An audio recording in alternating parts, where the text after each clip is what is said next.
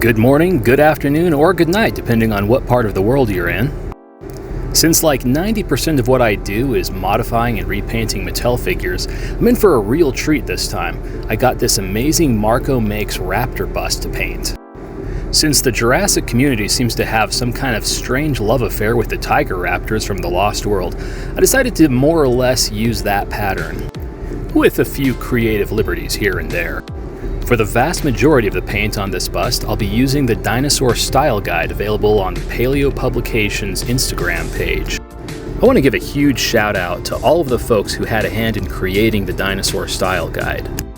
It's an amazing free resource, and it's been absolutely indispensable to me. If you plan on doing any Jurassic style painting yourself, I highly recommend going to Paleo Publications Instagram and checking it out. Back to the task at hand. I'm doing a base coat on this raptor in one of my favorite colors ever, warm buff. Warm buff is one of those colors. It's not quite white, it's not quite brown, and it's really easy to go either lighter or darker from a warm buff base. So I love to start off a lot of my repaints base coated in warm buff. And if I haven't mentioned it already, the detail on this bust is amazing. Marco has really outdone himself on this. I'm applying this base coat with an airbrush, which might or might not have been the right call. Nevertheless, it's what I went with. Even at 5 times speed, this base coat seems to be taking for freaking ever. I hope you brought snacks. Yay, base coat done. Now to do some wash. I don't usually use washes, but there's just so much detail packed into this sculpt that I just had to get some of that grimy wash right in between all those folds and pebbly scales on there just to really show off that detail. Now this wash is one of those areas where I kind of deviated from the Dinosaur Style Guide a little bit. The actual raptors in the Lost World have a very, very white underbelly and counter shading, and I went with much more of like a beigeish, yellowish kind of color on this bust, but I still think it turned out phenomenal. One of the big reasons I don't normally do washes on the models I paint is it's just so runny and it gets everywhere. I mean, I guess that's kind of the point of a wash, is to get into all those little cracks and crevices, but it's messy business. After applying a wash for like what seems forever on 5 times speed, eventually I finish it. Eventually. Any day now. Am I done? No, I guess I'm not done. Man, this really took a long time to do.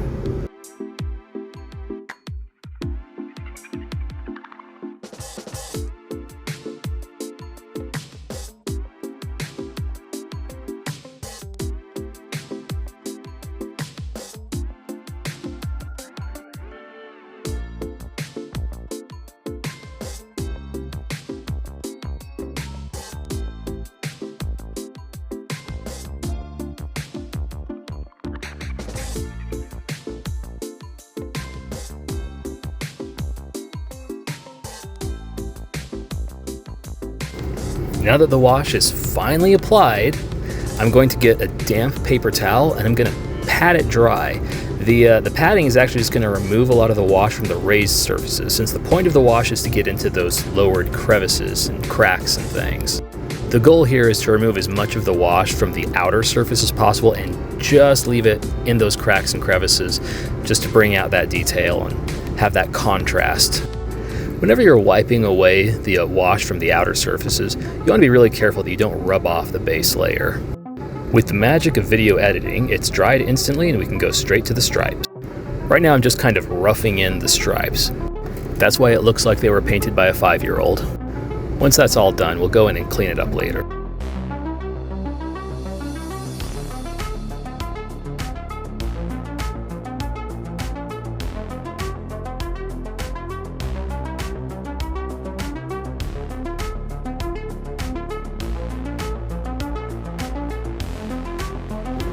Now we're getting to one of those places where I deviated from the Dinosaur Style Guide.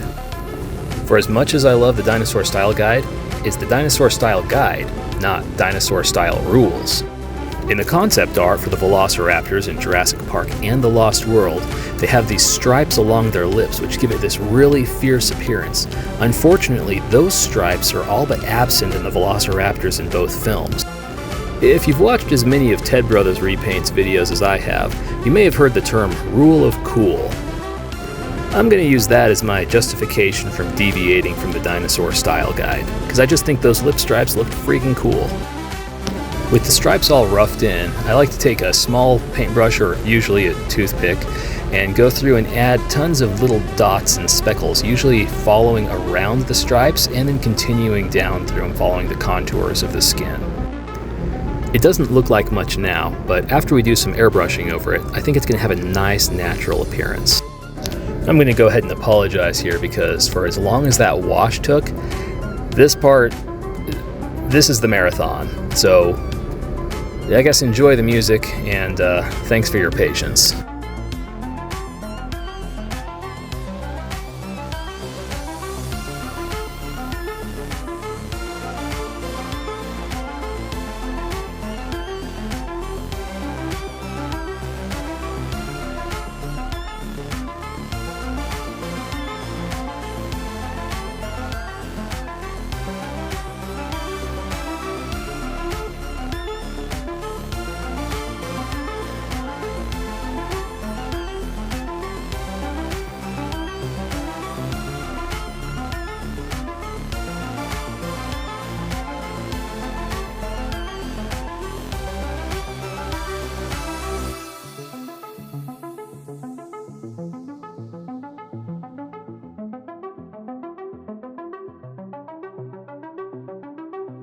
With the stripes done, now we get to go in and add some color. We're going to start with a lighter color. This color is warm buff that I've added a little bit of yellow to.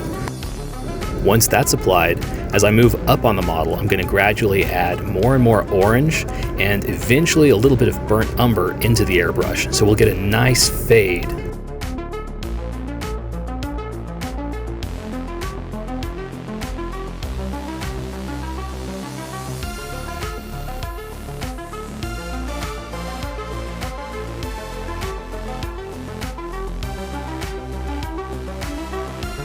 Now our tiger raptor is starting to look a little more tigery.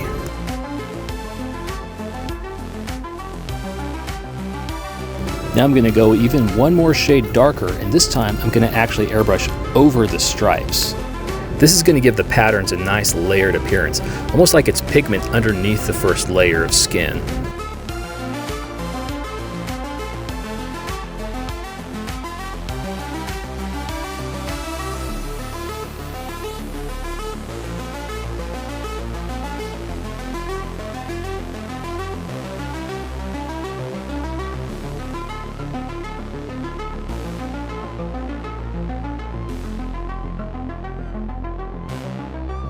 The goal here is to make our raptor look like a real living animal, and one of the things about real living animals that makes them look, well, real and living is a lot of the imperfections and asymmetries that occur in its patterning along its skin. To that end, we're going to give them some freckles. They're going to be random and they're going to be asymmetrical. After all, who do you know who has symmetrical freckles? That'd look freaking weird, dude.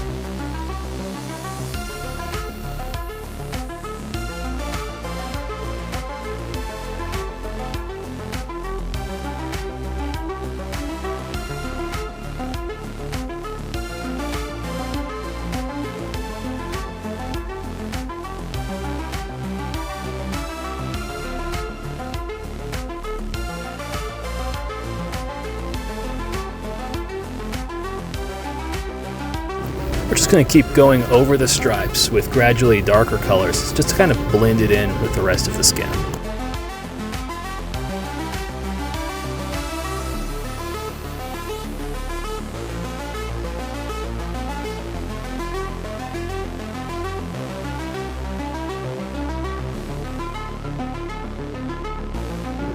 You know who's an amazing painter? Engine FX on Instagram. You should follow that guy. His repaints are truly an inspiration.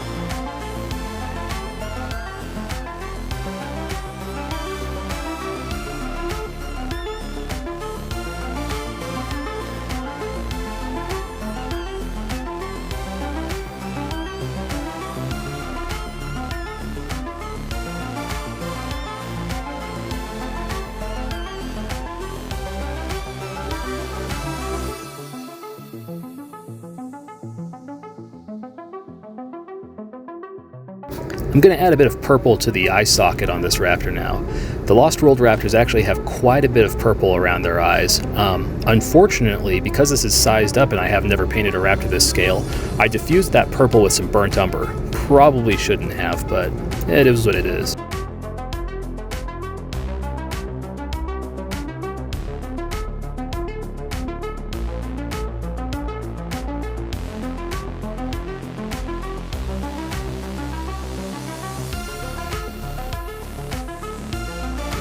With the outer skin done, it's time to paint the inside of the mouth. So what I've done here is I've mixed a metallic iridescent red with classic caramel to make a nice fleshy but somewhat reflective color. We're going to paint the muscle between the jaws, the gums, the roof of the mouth, and the back of the throat.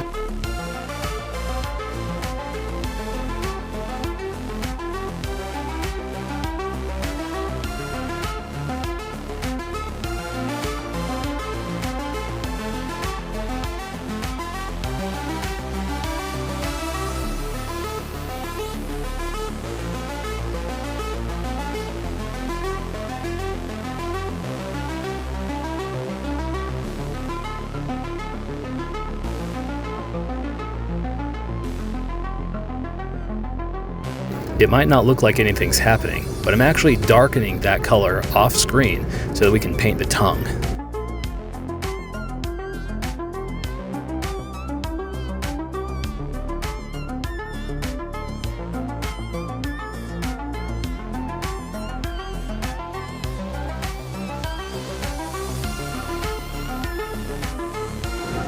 Remember everything I said about washes earlier, how they're difficult to work with and I don't usually use them because I have a tendency to screw things up when I use them? Well, here we go again, but this time with a color shift purple. And now I'm going to take that color shift purple wash and I'm just going to smear that all over the inside of this raptor's mouth. And hopefully it works out.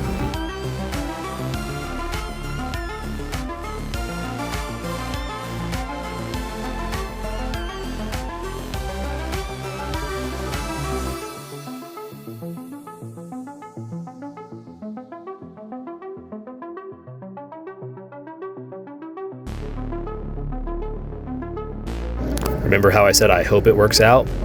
Well, it dribbled out the corner of the mouth, so time for a little cleanup. Freaking washes.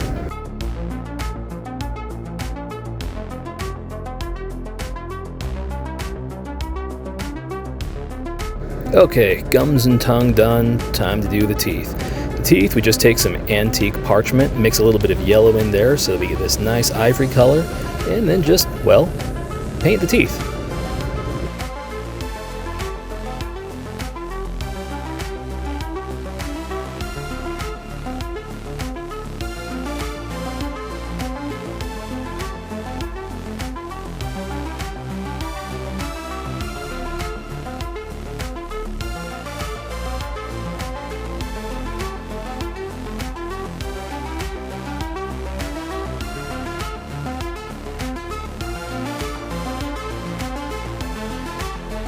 We are at the home stretch, ladies and gentlemen. It is time to do the eyeballs. Right now, I am applying my favorite Raptor eye color, Color Shift Green.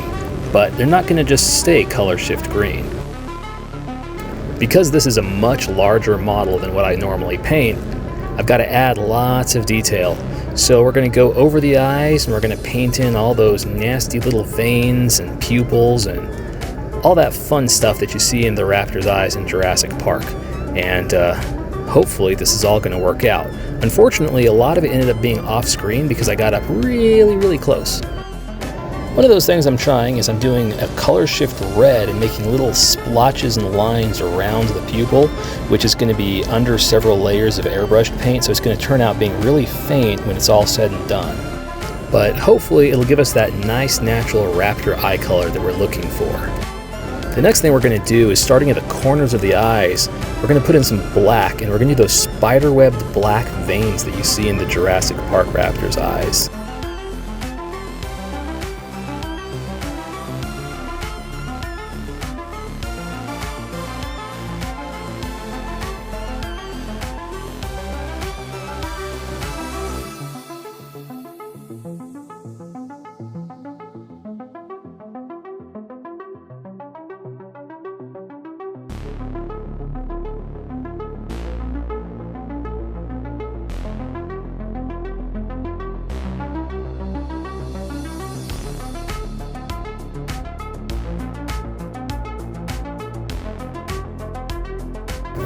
I had this fantasy that I was going to take some of that color shift purple and actually airbrush over the black lines and veins on the eyeball and give it this nice faded cool effect, but it turns out that was a complete fantasy and I am not that skilled. After trying and failing at that, we decided to take another route, and here I'm actually taking some bright yellow mixed with some of that color shift green, and I'm painting the center of the raptor's eye and kind of moving out from the center to the edges, and that'll give the veins a nice faded kind of look like they're under a layer of skin or under the lens of the eye. And then once that's done, once I have the pupils completely obscured, but you can still see some of that red that I painted around them, after that then I'll go back in and I'll repaint the pupil.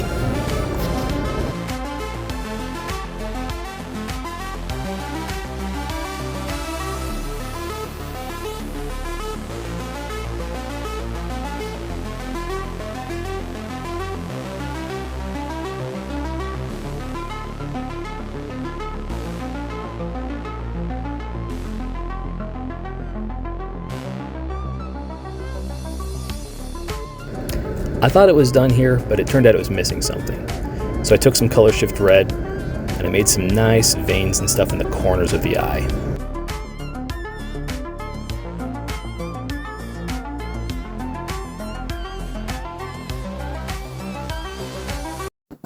And now we're done.